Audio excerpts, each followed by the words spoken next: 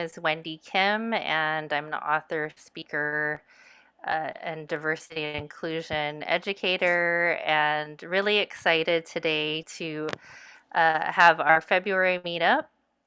Oh, thank you, Patty. Just so you know, I will be recording this episode, and we will be sharing the video publicly. So if you have any issue with that, feel free to um, turn off your video and change your name if you feel more comfortable doing that. But otherwise, if you are joining and participating today, this will be recorded. Black History Month, February, we are celebrating and honoring African American entrepreneurs, and we have three very inspiring ones here today. So, would love to give an introduction for all of them. First of all, I would like to introduce Liz Russell. And hi, Liz. Hello. So Liz Russell is a fashion designer. She's famous for her timeless designs and effortless style. Uh, Her recent Love collection featuring the Love Wrap is gaining a receptive audience. She is a California native, a multifaceted fashion designer, and is the epitome of class and creativity. Liz Russell is a self made woman, business owner, author, GBS survivor, Henry Award winner, and philanthropist. And she has been featured on KUSI, KTLA, Fox News, CBS, and multiple publications around the world. So, welcome, Liz. Thank you so much for being here. Thank you for having me. Thank you. And our next guest, who I would like to introduce, is Melissa Taylor. Melissa Taylor is a licensed clinical social worker specializing in mindfulness based interventions for stress reduction, management of anxiety, depression, and overall well being. Melissa combines her professional mental health background with her personal mindfulness practice to guide her work with clients. She offers a supportive and caring space to experience mindfulness and the benefits of a calm mind. Thank you so much for being here, Melissa. Thank you so much. I'm really glad to be here. Thank you. And next is Kendra Lewis. Kendra is the owner and founder and CEO of the Zoomies Dog Walking Company. She specializes in working at pack walks, dog adventures, and dog obedience. And I can say she's definitely helped me with my dog's obedience. Um, Her goal is to have all dog owners build a stronger, more fun relationship with their dog through individualized and appropriate training for each dog, reinforced with weekly pack walks. And outside of her business, she enjoys working out, playing soccer, and playing on her viola. Welcome, Kendra. Thank you, Wendy. So it is so great to have you all here. One of the things that I'm going to be doing today is also sharing a bit about history. So I'm actually going to be sharing my screen and showing a couple of videos first, um, just to just to support us in our learning.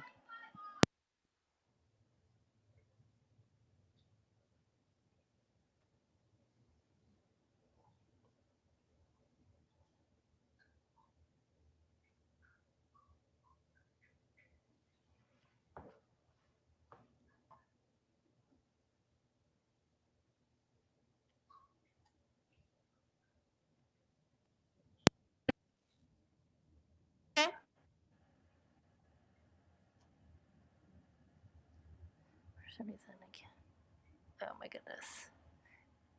Can everyone see my screen okay? Yes. Going back. Okay, thank you. Okay, here we go.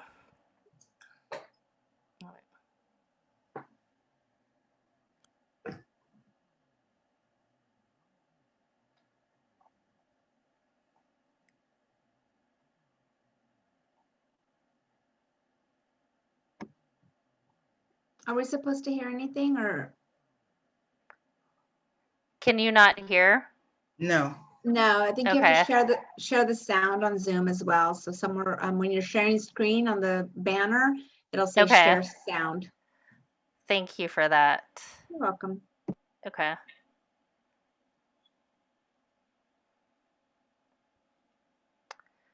Okay. Sorry, I'm a little discombobulated because my daughter is screaming because she can't have Wi-Fi. But nonetheless, pushing through. I just thought I'd be real with you with all of that. So letting that go. Okay, here we go.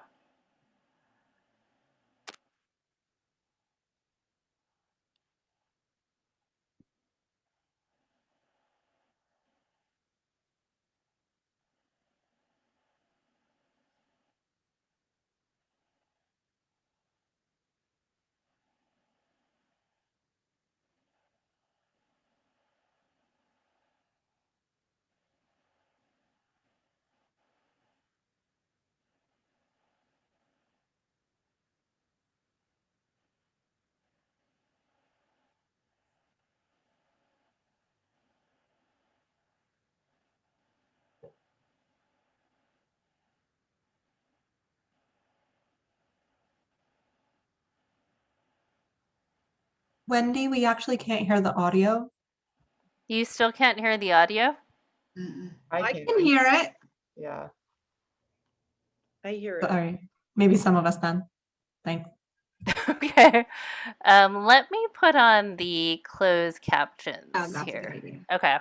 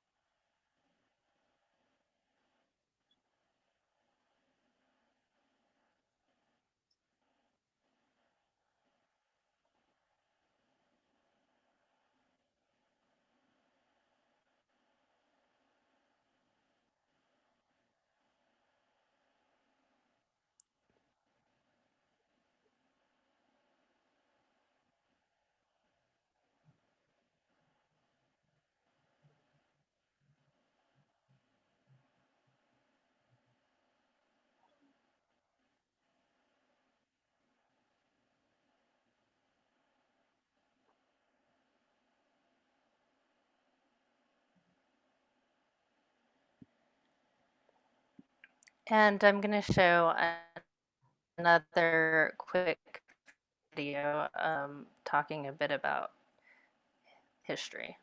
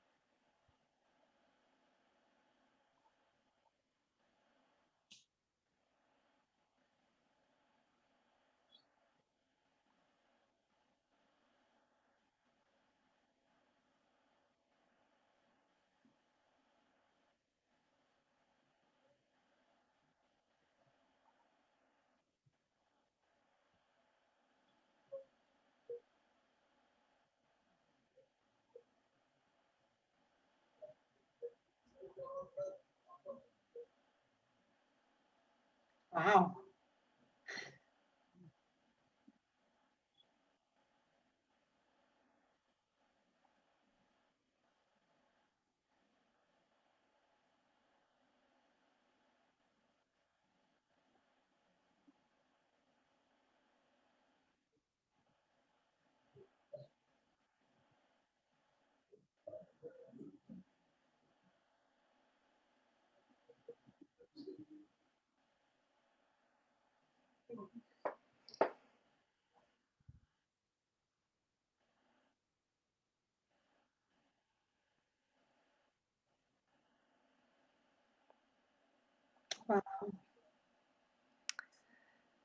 So that's just a snippet of the rich legacy of African American entrepreneurship.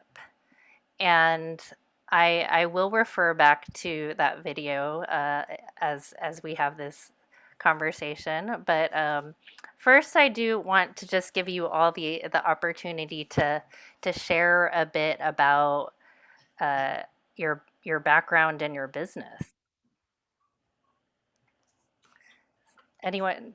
Do you want to go first, Liz? Sure, I'll go first. Well, a little bit about my background is I am fashion designer from San Diego, local designer. And I'm also a military wife. My husband is a submarine corpsman. And fashion, I feel like I was born to design. So I've been designing for quite some time. I won't say how long because that'll, give away my age. But yeah, I've been designing for quite a while. And I started out going to Mesa College.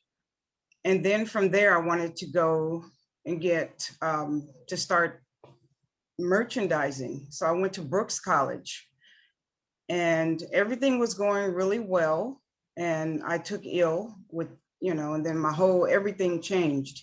So I did have plans to finish and, go to Brooks College for fashion merchandising, along with, already knowing fashion design, because the business side is so very important. So that took, a really big toll on me.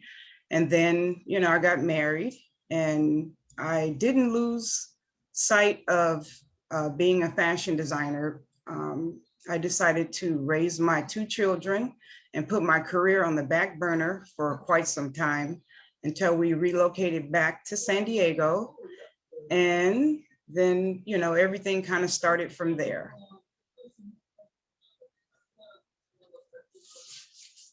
Yes. So that's a little bit about my background. And yeah. Mhm. Okay. How long have you been in the fashion design business, Liz? I would say over 25 years. It's been a long time, a long journey. It's been at least 25 years or a little more. Yes.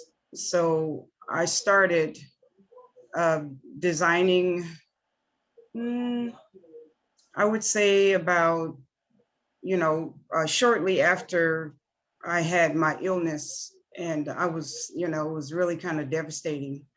So it just kind of changed everything. So I pretty much had to create my own lane for, the things that I wanted to do and I had set goals. So I had to, create my own lane in fashion. And I did pretty good. I started designing and, sketching and doing things for a few celebrities. And then it kind of catapulted into other things. And I tried to stay current as much as I could by moving around. I don't know if any of you know about the military life. It has you kind of going around, you know, from place to place. So in 10 years, we moved to like 4 or 5 different places. So I kind of had to start all over every place that I went. So my niche is that I design for women with different body shapes, because we all, I know that the particular woman that walks down the runway is, I wouldn't say it's not my client, but I like to cater to women with the curves, you know. So I would say, I wouldn't say like full figure, but my client is that 12, 14, 16 on up. So that's my specialty. Yeah, I love it. Hmm. Thank you, Liz. Hmm. How about for you, Melissa? Can you share a little bit about your background and your business with us? Sure. I'd be happy to. Thanks, Wendy, for having us here. Um, yeah, so my background really, I started in social work. I am an LCSW, and once I finished graduate school, I started working in the mental health field. And mostly I worked in locked inpatient psych hospitals and also with parolees getting out of prison who had serious mental illness. So the clients that I worked with mostly were people who had very little resources and probably the most difficult challenges. And so as a social worker, I really found my natural ability to be creative and be able to kind of take information quickly, look at it, see how I can kind of customize it for people. So I got to do that a lot with social work. And especially I would design groups and I would take different parts of different therapies and kind of have an eclectic approach. Because if you're working with somebody who maybe has psychosis and they're homeless and they have so many issues, you can't take just a standard approach with them. So I got really good at thinking on my feet in the moment, kind of mixing and matching and trying to figure out what's going to work best for somebody. And then I decided to take a couple years off and stay home and raise my kids. And I found myself really overwhelmed with stress being a stay-at-home mom, two little kids. Um, I really was struggling a lot, and I never anticipated that. I And get it. Yeah. I was the mom that's like eating the leftover food, chasing after the kids, trying to remember the snack pack in the water and all that. But so I remembered from graduate school that I had studied, they had did a little seminar on mindfulness and stress reduction. And I thought, you know what, I'm going to try that class. And so I tried it and it really made a huge difference in my life. I just really started noticing so much more balance in my life and joy, and things were just getting so much better with the kids. And I thought, as they got older, I wanted to go back to work. And I thought, okay, I'll go back to social work. And just with the changes of mindfulness and all the knowledge, everything that I had experienced, I really felt like mindfulness was more the key that could help people connect all the other resources. So all, the CBT therapy and, substance abuse treatment and psychodynamic therapy, all these different pieces were coming together, I felt like, with the glue of mindfulness. It really helped you be able to see everything. And so I realized the way that I was really going to be able to make the most impact is by focusing on mindfulness. And so that's why I started Mindful Living. That's my business. I personally try to live mindfully as much as I can. And lately, what I've been realizing, I've been talking to so many folks and trying to grow and learn.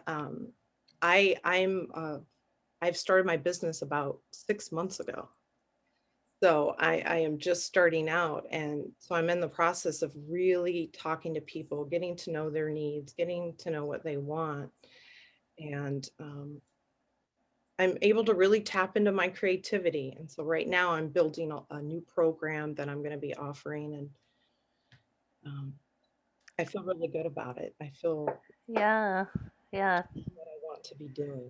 Yeah, that's exciting. We've got 6 months, 25 years. Like we've got the whole range here, which is great. Thanks, Melissa. Kendra, can you share with us a bit about your background and your business? Yeah, thank you, Wendy. And ladies, thank you guys for sharing. So I'm actually originally from East Coast. I'm from DC. I lived in San Diego now 8 years, I guess. My background is all in sports. So I'm kinesiology, played soccer, personal trained, and dog walking was just one of those things like, I'm probably going to be good at it. And I just started doing it part time. And I was like, okay, this is actually really cool. This is awesome. So I just kept having more opportunities when I was in San Diego to pick up more work, and then eventually was able to take over, branch off from a larger company and kind of do it my way. So it definitely kind of just built on its own and manifested on its own. And I decided to just make that shift because it was just my path was taking me that way. So I stopped fighting that path and started another path. And yeah, so I've owned my business for 3 years now. Yeah, awesome. Yeah. So I I have a question. So what I'm going to do is I'll ask a question and then just feel free to jump in and answer. But so the next question I would have is, did you grow up wanting to be an entrepreneur? Well, in the beginning, I didn't actually know, being younger, I didn't know what an entrepreneur was. I just knew that the field that I was in, I was expecting, to do fashion, but, I was thinking like, what could I do in fashion? You know, um, and my family encouraged me to just, continue on with my career. And being an entrepreneur, like I said, it didn't come until later, until I had to actually create my own lane, because the things that I was trying to do just kind of, it didn't pan out. So when I figured it out, like, this is something that an entrepreneur, African American woman, you should have your own business. So it kind of, snowballed from there. Once I figured out that I had to, you know, become an entrepreneur. Got it. Okay. When what do you mean by like the need to feeling that need to create your own lane? Well, I would say when I would try to do things, I wouldn't say with other people, with different entities, department stores or what have you, it always came back to maybe not enough experience. And, I was just always that person that was, really kind of unique and individual. So when I say I created my own lane, I mean, I started my own fashion company. I designed for, several different women, not just, celebrities. Um, and I've started styling. I have a complete line. I have handbags. I have the whole conglomerate. I have everything. So, I pretty much, I had help with, most of it, but I have had to create my own lane for a lot of different, reasons. Mhm. Yeah, got it. How about for you, Melissa and Kendra? Did you grow up knowing about entrepreneurship? Did you grow up thinking that that's what you would get into eventually? No, I didn't either. I didn't know about being an entrepreneur, but looking back, I feel like I've always been an entrepreneur, so to speak. Um, I didn't have a lot growing up, and I got really good at using my resources and figuring things out and trying to make things happen with very little. So I've always been that way in my life. I've always done that. And so I'm finding that I think I've always been an entrepreneur and I just didn't know it. Yeah, I'm hearing some background noise. I don't know if that's coming from. Um, I may need to mute people if I hear the noise, but I think we're good now. Okay, so yeah, like so you had the skills of adaptability and making things work from a young age. Is that right, Melissa? Definitely. Yeah. Yeah. Yeah, I mean, even just simple things, just trying to figure out. I wanted the new. I remember being 12, and everyone had those Guess jeans, right? And I was like, how am I going to get those? I had a paper route going. I had a babysitting hustle going. I mean, I Yeah. was getting those. Yeah, I love it. I love it. How about for you, Kendra? I feel the same as both of these wonderful ladies. Yeah, I didn't think I even knew what it was, but I was like, all this stuff doesn't fit. Like I just would talk to my friends and they'd have 9 to 5s, and I was like, I'm not fitting in here. And as far as Liz said, with creating my own lane, I was like, I felt like I wasn't ever getting hired for anything. There's always like, you don't have this, you need this.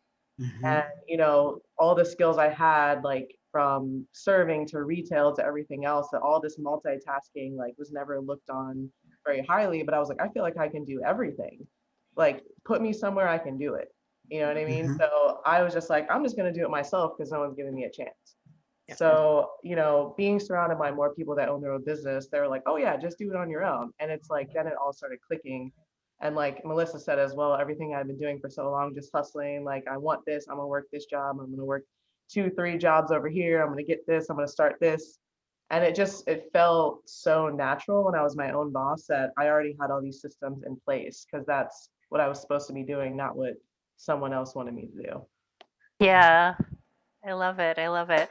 Uh, how would you say your background has um, qualify given you and you all have started to touch on this, but how would you say your background and your upbringing has given you traits that are helping you to be an entrepreneur? Well, I come from pretty much a single home family, and there was nothing that my mom told me that I couldn't do. She told me I can do, pretty much anything I put my mind to, and so I'm from a family of 8.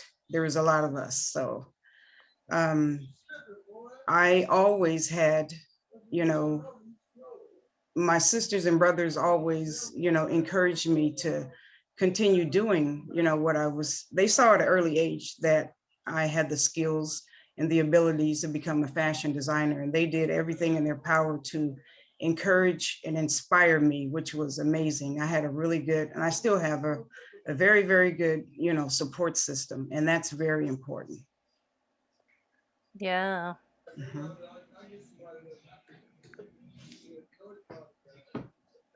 Melissa and Kendra? Well, I would say I had some supportive people growing up, but for me, I had more obstacles, I would say. People sort of not believing I had potential. Um, in particular, I remember even getting out of high school and meeting with a counselor and telling that I wanted to be a psychologist when I was 18. And they said, oh, well, you have to get a PhD to do that. And I was like, okay, so what do I need to do? And they were just like, but you can't do that. So it was a lot of, you can't do this. People just kind of assuming that I couldn't do something. And I always felt like I had a strength in me that I knew I could do something. I might not know exactly what to do, but I knew I had that strength. And so when I would come up against that, it would kind of re-energize me like, oh, you don't think I can get a PhD? Which I don't have a PhD now, but at the time I thought, yes, that's my fire. I will show you. I am going to college, even if you don't think I can make it. And so it was always kind of like I am pulling from this inner strength that I have, and I Mhm. will. Yeah. So that's kind of what helps me. And even when I get overwhelmed, and I'm learning a lot trying to start a business. And I'm not that tech savvy, so I stumble a lot, but I always come back to that inner strength. It's like, I know I can do this. I will figure Mm, it out. yeah. Yeah, like I love how you've really turned these obstacles into strengths. That's what, yeah. Yeah. How about for you, Kendra? Yeah, I'm loving what these women are saying because I completely relate to it. I was told no a lot. Like reading comprehension disability, a lot of stuff in English I struggle with. And it was always like, your scores aren't high enough. You're not good enough to get into this school. You're not good enough to do this. And it was just over and over and over. And I was like, well, I graduated from that school you said I couldn't do. I did this that you said I couldn't do. So I had the same thing that Melissa said, that inner strength. I was like, I know that I'm good at something, but I don't know, I don't know where that path is. And I just kind of let things unfold. And as far as support, like, I'm single mom, 6 kids. We had each other. We had a lot of areas that we just had to take care of each other. Mom had to work, kind of situation. So we had to figure things out.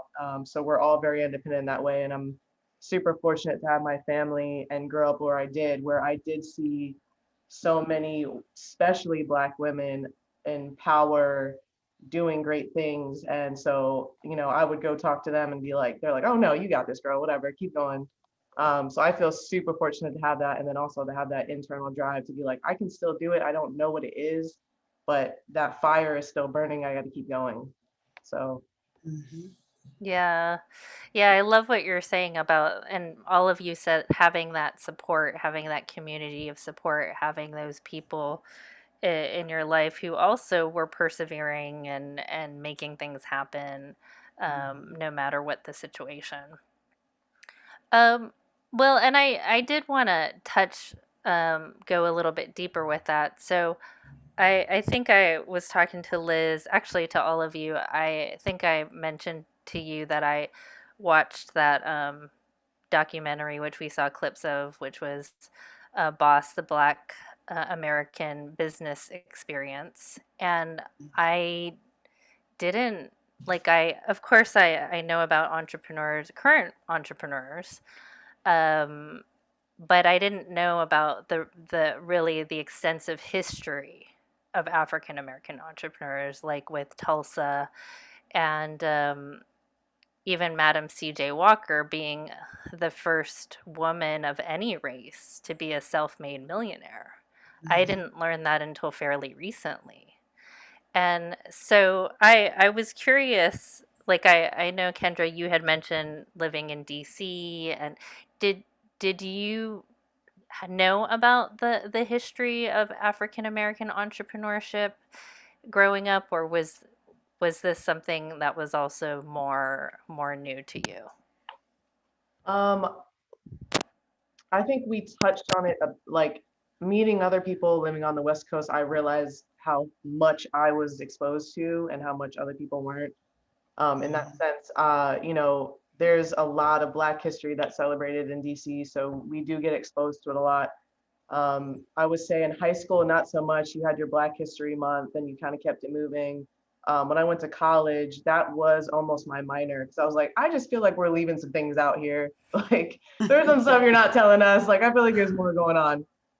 So I sought it out and I just was like, oh my gosh, like this is incredible. So I did know about that stuff, as far as like Black Wall Street and all that kind of stuff.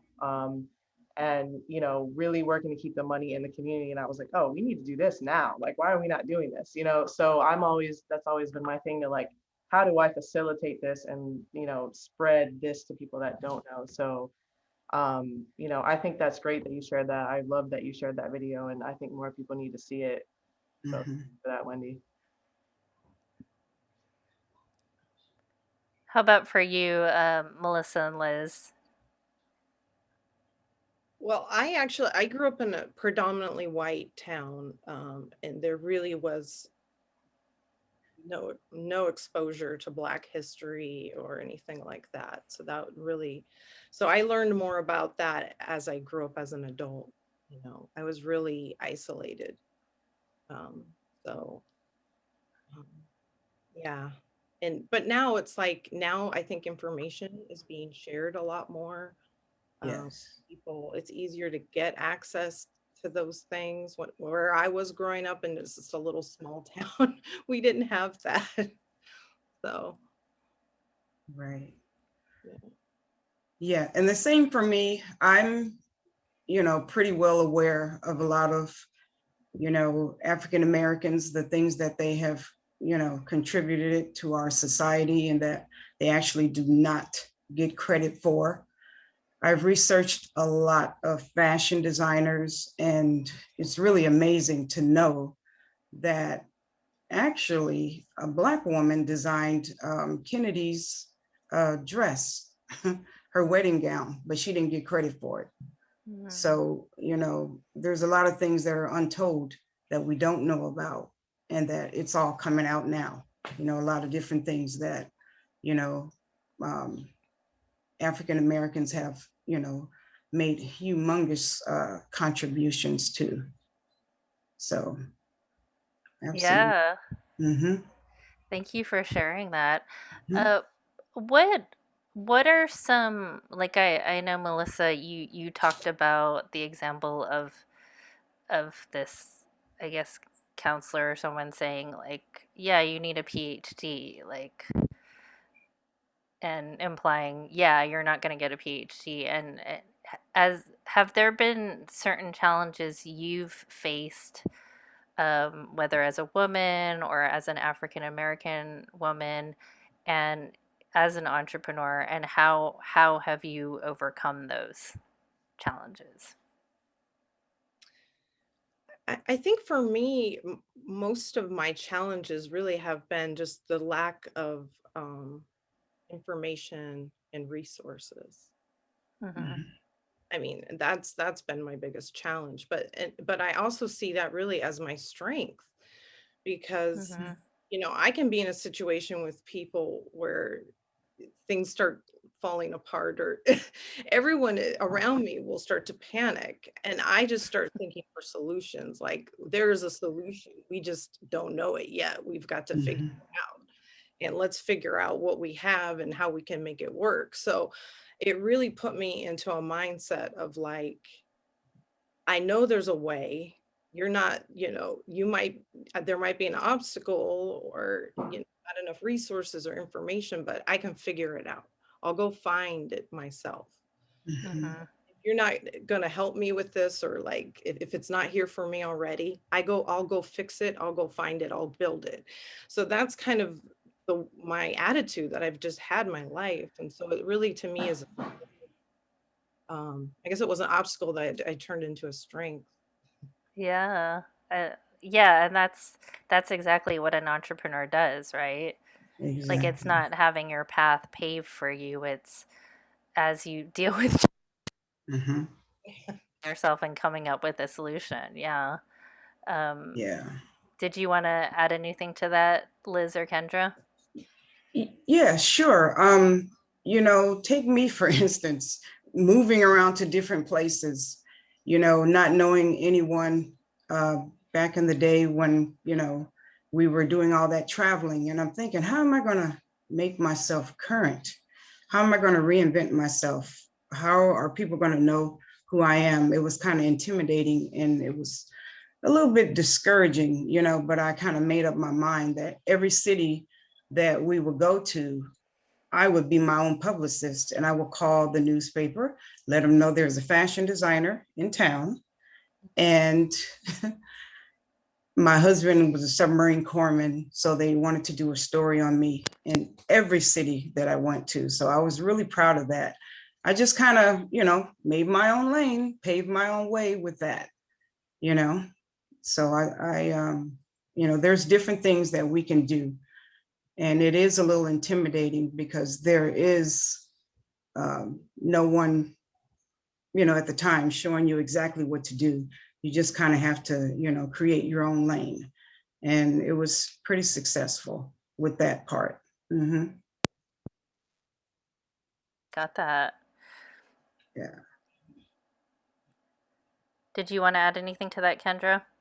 No, I think they covered a lot. I think you know, we're just used to kind of thinking on our feet at this point because of the lack of resources. I think um, if I'm speaking in general, I think it is harder time getting assistance or funding. I think that there's less mentors sometimes, which we need more of. So I love that you're doing this, Wendy. I think this is extremely important to see people that look like you doing things that you want to do. So I think that's something that we definitely need more of, is just Mhm. getting more assistance from the beginning, because Black women are the fastest growing entrepreneurs, but they have the least amount of funding. So there's a big Right. gap in that. So that's something that is a huge challenge that needs to be addressed to match the growth that these women are doing. And yeah, I think that's the biggest thing, is just getting that support, being heard, Mhm. being taken seriously, Mhm. you know, and yeah, I think that's it. They said everything else. Right. There, so with everything that happened last year with the killings of George Floyd and Ahmaud Arbery and Breonna Taylor, there was a big spike in like in Google searches and people looking to support Black owned businesses. However, as we've seen with Black Lives Matters as well, there's been less of an interest lately, as Mhm. there hasn't been as much in the media about Black Lives Matter. And so I was reading an article and they were talking about how, like, in February, for instance, there might be like an uptick because of Black History Month Mhm. or Juneteenth or something like that. But obviously there's a need to sustain that, not just like in certain times of year and holidays. Why is it so important that people are supporting Black owned businesses? Well, I think it's very important. We contribute a lot to society, just like, any other race. I'm not going to say it's just, just African Americans, but we all need to be supported. We as Black women, all women, you know, and there are, like, I've never gotten loans or grants. I've been turned down for all of that. So, like I said, as far as, creating your own lane, it's very important to be supported, and there are a lot more leads out there, a lot of more information out there for everybody. Because, I seek a lot of different things. I look, my son always tells me, Mom, Google is your friend, Google it if you need to find out something, and I am also interested in collaborations with different companies. I would love to do a collaboration, you know, with, different companies. Yeah. So it just needs to be fair all the way around. Yeah. I would like to have the opportunity that the next person would have, Mhm. you know? Yeah.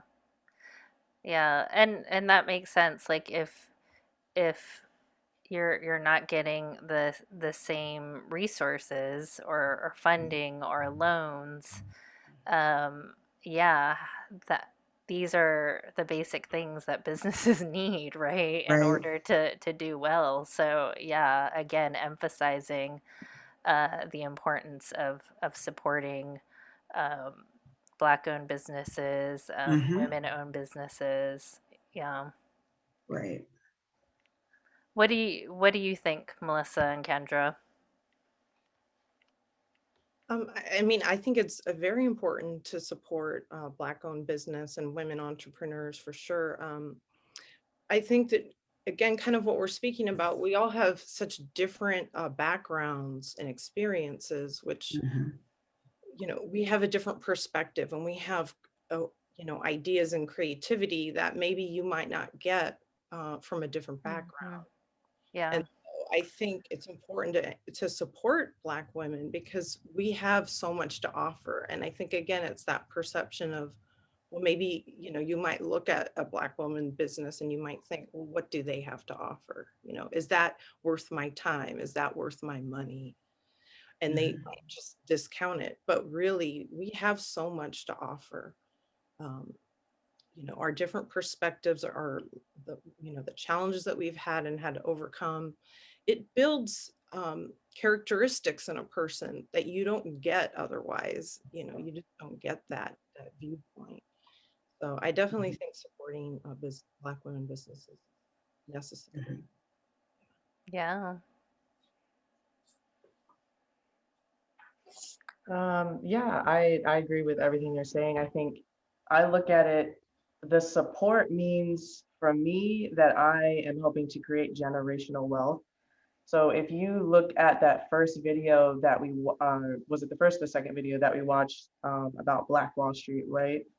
Black people are 200 years behind as far as wealth because all those things were stripped away, right? So they went off on their own. We're like, we're gonna do this, we're gonna make it happen, and then it was taken away. It was taken away. It's taken away. So I'm even looking in a larger picture, like if I have this business and I create multiple businesses and I hire more people of color in my businesses, I'm creating wealth within my community. If I spend in my community, then everyone is winning. So I look at it like that, and I'm like, I could be that person that's hiring. I could be the mentor. I could be the inspiration.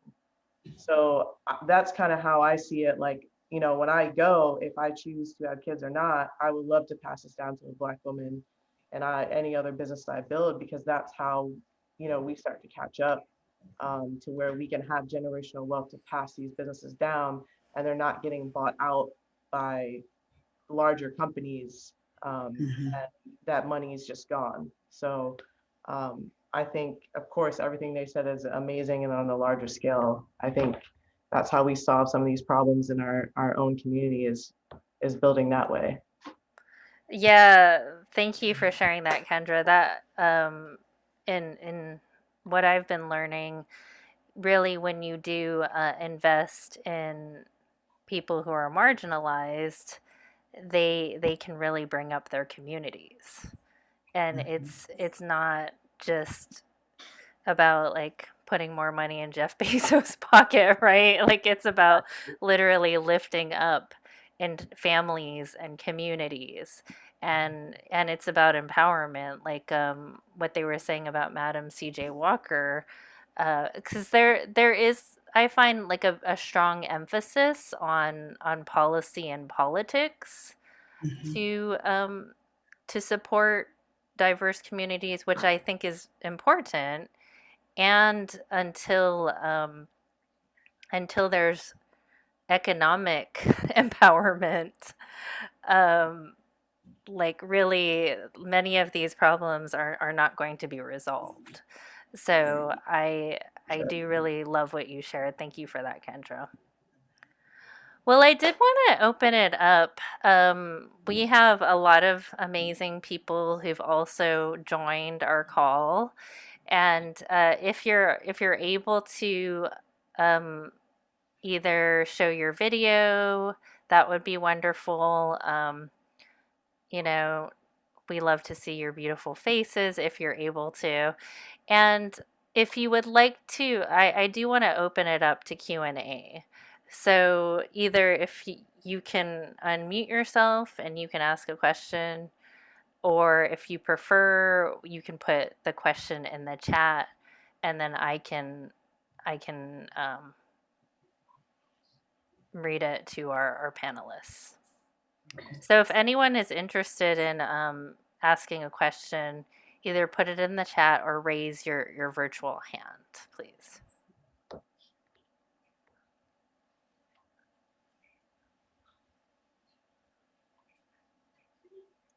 Okay. Yeah.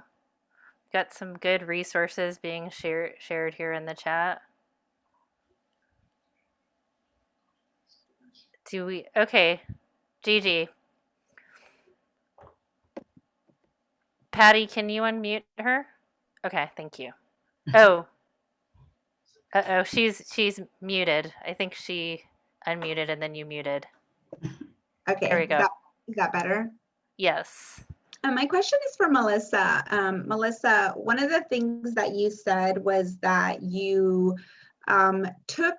you had learned all of these different things, and then you kind of came up with kind of a hodgepodge of different learnings to be able to kind of do your own thing, right? And I was interested a little bit in that. for me, I recently launched a recovery group, and I feel like I've learned so many different programs from AA to Pray Jesus into Your heart. It's like, I'm trying to come up with a program with just tidbits of everything that I've learned. Can you tell me a little bit more about how you organize that? How I organize it, that's a good question. It's really something that I've done over years. And it wasn't something that it started off with knowing that I was doing it. It really was in the moment of working with somebody and really just paying attention to what their needs were, really figuring out, what does this person need? What is their motivation? What's their strength? And then trying to support that, and then picking the different interventions that would work. So maybe somebody who maybe had a lower lower IQ, but really loved art. So maybe through drawing, I might be able to connect with them and then teach them some like cognitive or a behavioral technique. But it's like you have to really get to know the person, I think, that you're working with first, figure out really what their strengths are, their support systems, whatever resources they have in their life, and tap into that. And so it's I don't know that there's a special formula for it. It really is just listening and then picking from your expertise and trusting your intuition. I would trust your intuition, because I'm sure you've done a lot of the practices yourself and you kind of know how they work, how they feel in your body. And so that's kind of what I do, is I'll try something out, see how it feels. And then if it's relaxing my body, I know, well, then it probably is going to help someone else. So that's kind of my approach. And then of course, just following guidelines. I'm very big on research. I'm not inventing something that that's my own thing. It's all, therapies that have been researched. And I'm really just taking the part that is going to be easiest for someone to understand. Does that help? Yeah, that makes a lot of sense. Thank you. Taylor? So this is open to all three of you, and I don't know who'd want to go first, but what has you persevere through the challenging times as an entrepreneur? Like, what has you really stick it out versus saying like, okay, let me just go get a 9 to 5 or whatever it would be? I didn't hear the first part. I'm sorry. What has you persevere, like stick with being an entrepreneur? When you have challenges? Well, for me personally, I'm just really, I wouldn't say stubborn.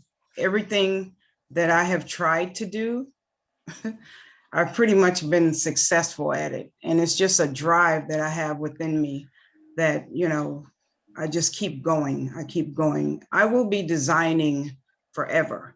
I'm not going to stop designing. I may have to reinvent myself and, take another route, do things a little differently.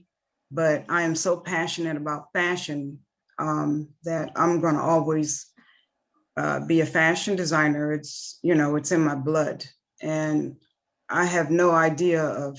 I'm styling. That's one of the things that I do also, but I'm in it for the long haul. I'm not one of those. Not to say that there's anything wrong with kind of jumping around.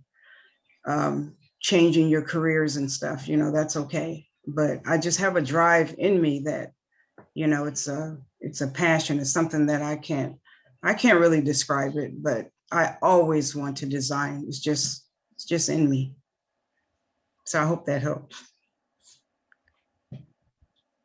I would say like I've almost quit every other day, to be honest. I mean, I don't keep it real. So like, I almost quit every other day. I think like you just have to surround yourself with people that fill you up all the time, whether it's like emotionally, whether it's like you're learning from people and they're going to be like, oh no, I can fix that. And something that seems so big to you, someone else just, it comes to them so naturally. So I outsource everything. If it's not what I'm directly good at, I'm paying someone else to do it, because it lets you focus on what you need to focus on. So when those Mhm. happen, you can just refocus, as opposed to be like, now I got to be on the computer for 6 hours.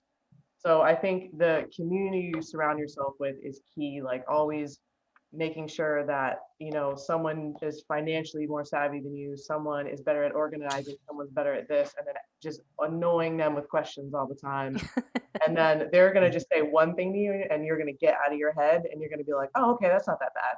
Because you're in your own head so much that quitting comes up all the time. So having someone there to like help pull that out and be like, yo, girl, you got this. Just do this and do that. And you're like, okay. So I think that support is key. Like, I mean, whether it's family or you have to search it out, like you need that to keep you kind of moving forward. And then just the reminder of how hard it was when you weren't doing it on your own and how someone else was determining your future. And you're like, oh no, I definitely don't want that. So it's going to be regardless of what happens. So Right. That's good. that's my personal opinion. But yeah, I think that support system is huge. Keep that grind going. Got it. Thanks. Anything from you, Melissa? Yeah, I think what Liz was saying, I feel so passionate about what I'm doing, and it's something that I love. So first, I'm doing it for me because I love it so much. And then, just the social worker in me, I really want to reach people and connect. And I feel like in this role is the best way for me to do it. So it's so exciting. And I think that excitement and passion keeps you going. But then also those days when you feel like you got run over by a truck, like give yourself permission to slow down and take a break. So that's something that I'm learning is like, okay, when you get super overwhelmed and you want to quit, that's your body. It's signaling to you, slow down, pause, take a break. And I let myself do that. So I Mhm. can recharge and keep going. That's great. I really do love it. And yeah, thanks for being real because yeah, it there are so many days when it's so easy to just want to give up and really just plugging the I'm going to be doing these meetups monthly so that we can stay in community with each other and can Mhm. support each other because yeah, we aren't necessarily taking the we're not on the road, we are on the road less traveled. you know so glad, thank you for all bringing that up, the support. um Anyone else have any questions? Because I always have tons of questions. I feel like Alicia probably has a question because she's just throwing a bunch of stuff in the chat, and I'm not gonna let us get away from here without you. I'm calling you out, Alicia. What? I'm just kidding. No, I got really excited. Between Kendra's comment about just like really staying in it and like resourcing out what you're not absolutely perfect in because you need to like really dial into what your core passion is so that you can perform that at your best. You know what I mean? It kind of tied right into Melissa's comment about taking it slow if you need to, because if you're pulling yourself in 10 different directions and you're not feeling like instilled by what you're good at, it can like affect your performance and what you are core good at, like your passion, what drives you. So I feel like all of these moments you guys are creating are kind of tying into each other in a really great way to create kind of like a structure of like how you really do get through some of these moments of like, yeah, don't try to be perfect at 20 things and give yourself a break. Allow yourself to learn from a failure and not make it about you being like, oh, I don't know if I can do this. Just, okay, that's not something I'm good at, or that needs attention somewhere else, or what have you, and just moving along and being passionate about what you're doing. So yeah, I got a lot out of the sharing. I'm kind of soaking it up, but I loved everything you guys are contributing, from the historical bits to some of the other people in history like Anlo, and just all of it. I'm just really thankful. It was a great conversation. Thanks, Alicia. One of the things that I've really gotten from our conversation today is like I think I think before, like say 10, 15 years ago, I thought, okay, well, I'm at a disadvantage. Like I'm at a disadvantage because I'm a woman, because I'm a person of color, and there are some real things like you're all talking about, right? Like um, history, discrimination, lack of resources, or less access, things like that. But I also see like, wow, we being a person of color, and in your case being African American, has given you like superpowers in a sense to have certain perspectives, to be resilient, to be able to overcome situations and move forward. Um, so I'm just really excited because I feel like as we have more conversations like this, I hope it does inspire other um, women of color, women, and African American women to start their own businesses. So along those lines, do you have what advice would you give to people who um, want to follow in your footsteps? Um, well, my biggest thing, well, one of the things that I mean, I'm not ashamed to say it, that I've always struggled with is the business side. So I'm very, I mean, creative. I mean, I have ideas that I dream about clothing and just all the time. I'm always, coming up with ideas and concepts. But if you don't have a business plan, if you don't have a way to, get your products out there in the right way and, promote them, then, you're kind of out of it. So I would, my thing would be to encourage people to learn the business side and your intellectual property. Be very careful with that. If you're working with people who are pretty much doing the same thing you're doing, I think it's, very important that you sign, you know, uh, um, a non-disclosure form, because, me being in the fashion industry, I've run across that on quite a few occasions, like ideas that I've had that I've seen them somewhere. So, it's very important to get the business side. That's what I would leave everyone with. And, things don't happen overnight. A lot of people always say, oh, you make it look so easy. Yeah, but it's a lot of hard work. It really is. And it's staying, passionate about it and just, not giving up. I have my hard days, some days I don't feel like, doing certain things, but, and I do take time out for myself to do self-care. But, learning that business side is so very important. It really is. And you can outsource things. I'm learning how to do these things now. Okay, got Mhm. it. So, yeah, learning the business side and Mhm. making sure you take legal precautions. Mhm. Got it. How about for you, Kendra and Melissa? What advice would you give to those who are wanting to take on entrepreneurship? You want to go first, Melissa? Sure. Um, I mean, I would say first off, really be open to asking questions. I think for a while, there was a time when I was afraid to ask questions. And I think really just embracing that and going with your intuition when you feel like you need help, asking for help. Um, when I first started off, I had an offer for help, and I first thought, oh no, I can just do it by myself. I don't need help. I'll figure it. And then a couple minutes later, I called and I was like, yes, please, can I have some help?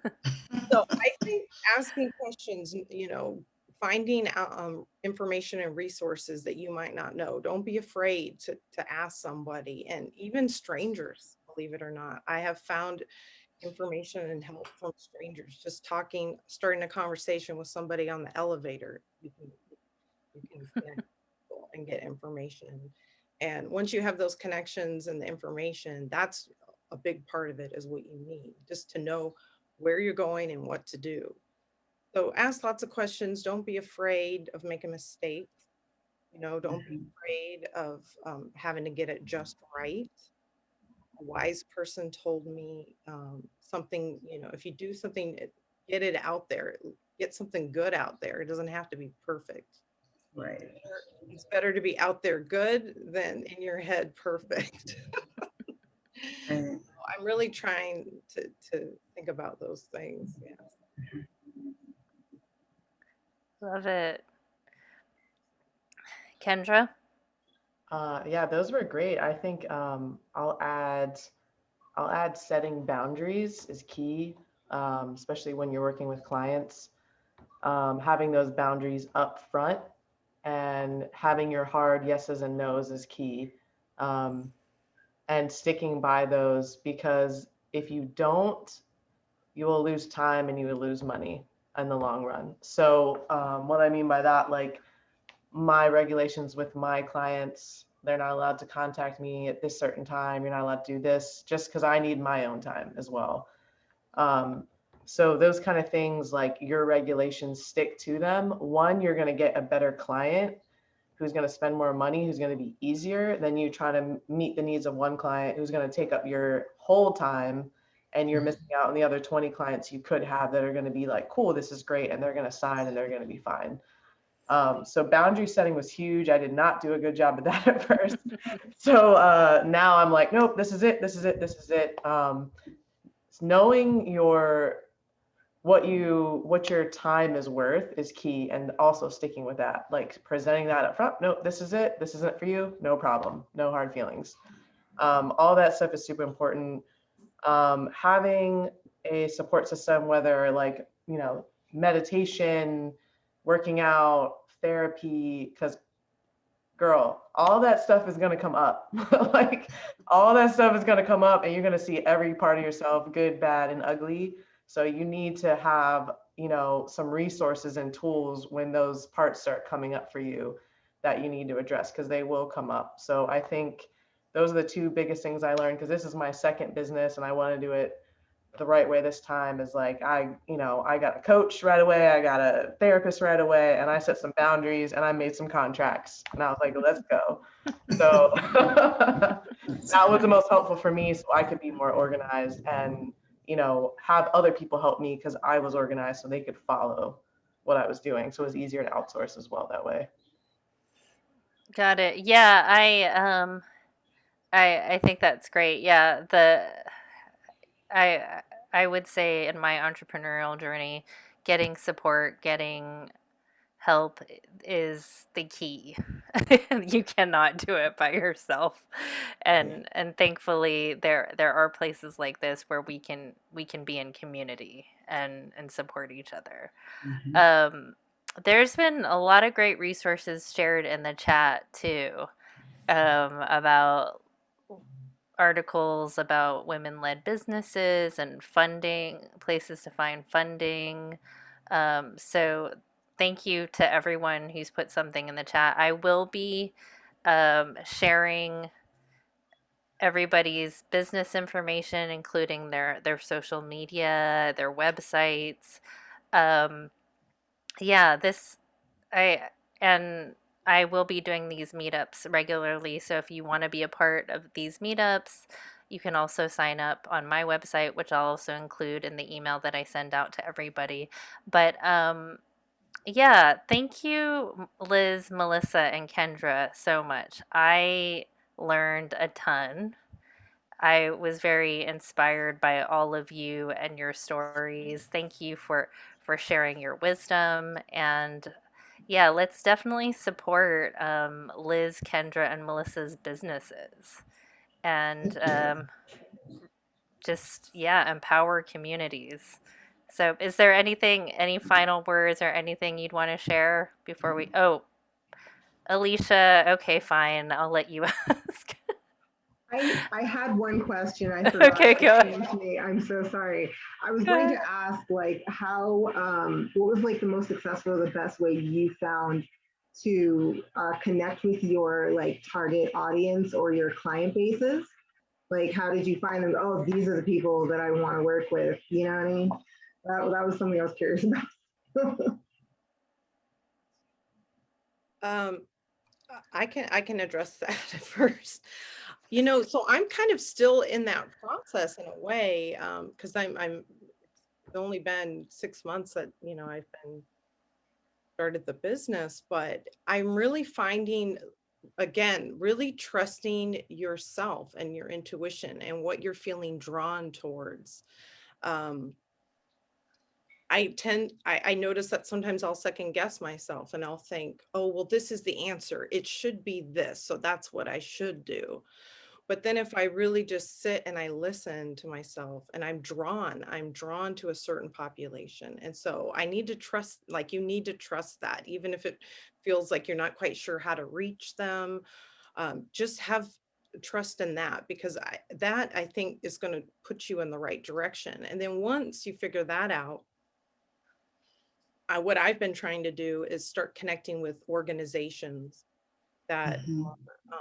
connected. So really what I want to do is be able to reach underserved communities. So I'm trying to find large organizations that are already in place that maybe I can partner with. Mhm. That's one thing that I'm working on. About Kendra or Liz, I'm not sure. Right. That's very important. I think social media is huge. You know, social media is it. I get a lot of referrals, lots of referrals, and I get people that just kind of DM me, you know. Um, I was kind of afraid of social media at first. I do have someone that runs my social media, so we make sure we check our messages all the time, but that's, you know, that's really big. And to me, key is, I guess, posting on certain days, and don't be afraid to, because a lot of people have their email addresses, you know, attached to their information, and you have to email them also. But like I said, I get a lot of referrals and word of mouth and my website and the keywords on, you know, SEO on your websites. Yeah, on your website. Mhm. Yeah, I would say like referrals are key. They're going to be your best clients, your long lasting clients. So I always incentivize any client that I have, if you get me another, because I know if they get me a client, it's gonna be another good client. So I incentivize them. Like I reward my clients more than I do a new customer because I'm like, I don't know you yet. I'm sure you're great, but I know this person and they're awesome. So I incentivize them all the time. I give them free stuff, free merchandise, free this, because they've been so great and it's proven great during COVID for me. So that's a big thing, incentivizing the clients that you do have as you're growing, giving them stuff, and then having them send more people. I would say business to business is huge. So I talk to different dog trainers. I go to breweries. I try to do meetups there, just so I'm like always doing something where people are talking about me, but I don't actually have to be there. So like things that the revenue streams are coming from different angles and I'm not having to try so hard. So I want to like work as little as possible. So I want to make things like move for me. So I try to just go around my neighborhood and places I'm like, who has a dog? Where's something that has to do with a dog? Who's talking about a dog? And I'm going to go in and meet that person and start developing a relationship and leave my stuff everywhere and be like, hey, if you do this for me, I'm going to do this for you. And then Right. things just naturally start to happen. And then even if that client's not a good fit for me, I know next time that person, if they have a client that is a good fit for me, they're going to send it my way. So I think those are the two most important things. I would say social media might be my third, just in my business. It's different for everybody. Having someone that can help you with marketing or some sort of like the automated apps that you can do that can send out posts at certain times is really key. or having a teenager who probably knows how to do it in their basement in 5 seconds do it. So I think that's really key. Automating things, like I use Boomerang. Every person I've ever contacted, I get their email, I get all their social information, and I have Boomerang that sends weekly stuff out to them all the time. So they're getting blasted by me from like 3 different ways, and then I'm checking in another way. So like they're not going to forget about me. So when they need me or they know someone else, they're going to always hit me up. So sometimes you see that a few months from now, but especially I feel like when you're starting, that's what you want to focus on, is like meeting people in your community that will refer to you and helping them out and vice versa. And I think that generates things a little quicker and better clientele come through that way. Wow, thank you. Thank you again, everybody. Thank you for our speakers, our panelists, for sharing some amazing knowledge and inspiration. Thank you to everybody who attended. I am going to give you a call to action. So, of course, supporting these women here in their businesses, please definitely do check out their social media and their website. And yeah, I would say this month commit to supporting at least one Black owned business. Really, there's no reason not to. Like if you Google, there's a lot of local businesses, there's a lot of online businesses. I've shifted a lot of my buying from Amazon to Etsy, for instance, and you can actually look and look on Etsy, and so I'm always looking at Black owned businesses, women of color owned businesses, and family run small. So yeah, please do consider getting off of the Amazon addiction. I know it's convenient. But really, when you do support small entrepreneurs, and you are supporting communities. So that's my call to action. Thank you, everybody, for being here. I definitely will be sending out all the information via email. And please do sign up to continue to be part of these community online events. And maybe someday in the near future, we'll get to actually have some in person too. Yeah, that'd be awesome. Thank you. Okay. Thank you, everybody. Bye. Thank you. Bye-bye. Take care.